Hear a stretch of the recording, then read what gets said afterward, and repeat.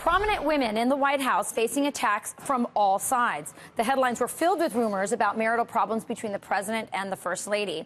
This as Cher tells Press Secretary Sarah Huckabee Sanders to, quote, stop dressing like a sister wife. And UN Ambassador Nikki Haley was the latest victim of a classic smear against powerful women, rumors of an affair, this time with the president. It is absolutely not true. It is highly offensive. And it's disgusting. Now, there was mostly silence from the left as the women in the White House faced these attacks. So why the double standard? Here to debate, Democrat strategist Christy Setzer, welcome, and freelance writer and former press assistant to Senator Rick Santorum, Lauren DeBellis Appel. Welcome. Chelsea, so I'm going to start with you. This is an administration that no one can really argue that has put women at the top echelons of its administration, and yet we're seeing these really gross attacks. I mean, I'm especially troubled by the attack on Nikki Haley. Here's the UN ambassador being accused of having an affair with the president with no basis. This seems like a war on conservative women, and yet we hear nothing from the left on these attacks of powerful women. What do you make of that? Was that for me? Yes. Okay. Yeah, I think the first thing to understand is who is making these attacks. Are they coming from Chuck Schumer, Nancy Pelosi, anybody in elected office for the Democratic Party? No, they are not. These are not Democratic attacks. I think that's the first thing to understand. The second thing to understand is that it is unfortunate, and I agree with Nikki Haley, disgusting. But the truth is that, and I'm sure, Rachel, you know this as well, any woman who puts themselves out there in the public spotlight, whether you're a Democrat, a Republican, or something in between, or something entirely different, gets unfair attacks on their appearance, on, you know, their views, on everything. If you don't believe that, I invite you to check out my Twitter feed after this hit. Those things happen, but they're not coming from the Democratic Party. Right, I think that's an incredibly important distinction. But normally when you see concerted attacks like this, and this question is for you, Lauren, you see concerted attacks on a group of powerful women in an administration, you would see normally other women within government coming to their defense and calling them out and trying to stop this kind of behavior.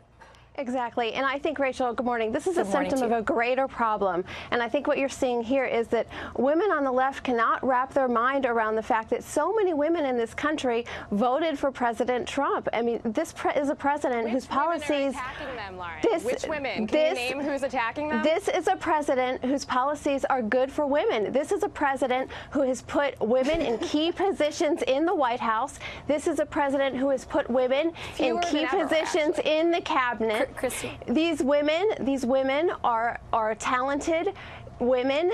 These women like Nikki Haley, she's come out and she's been attacked because when they don't have facts, they go for attacks. Hey, can I give you some facts, Rachel? Let me just stop for a second. One fact, which is the fact that Donald Trump has appointed more white men to his cabinet and to office than anybody in a generation. Okay, but if you look at the court appointments, 91% white males. Let's just take a look really quick. Here's the point. Wait a minute, ladies. Look at his press office. Look at the West Wing. Look at his press office. Wait a minute, ladies. Hold on. Ladies, hold on for a second.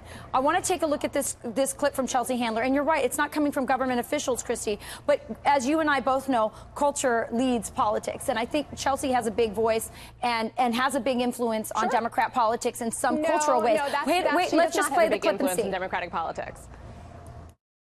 I know 53 or 54%, some argue, percent of white women voted for Donald Trump, and that made me sick to my stomach because we're voting against our best interests, whereas, 94% of black women did not vote for Donald Trump because they knew they would be voting against their best interests. All right, one at a time here. I want to start with Christy. Here she is attacking all the women who voted for Donald Trump.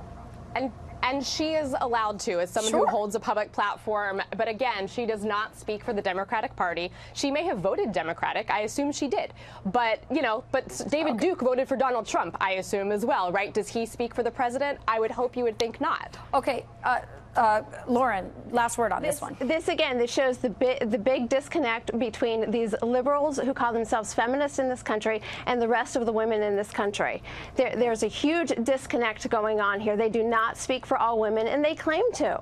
Right. I never did. We're going to leave it at that and let our viewers make their own decision on it. Thanks so much for joining us this morning.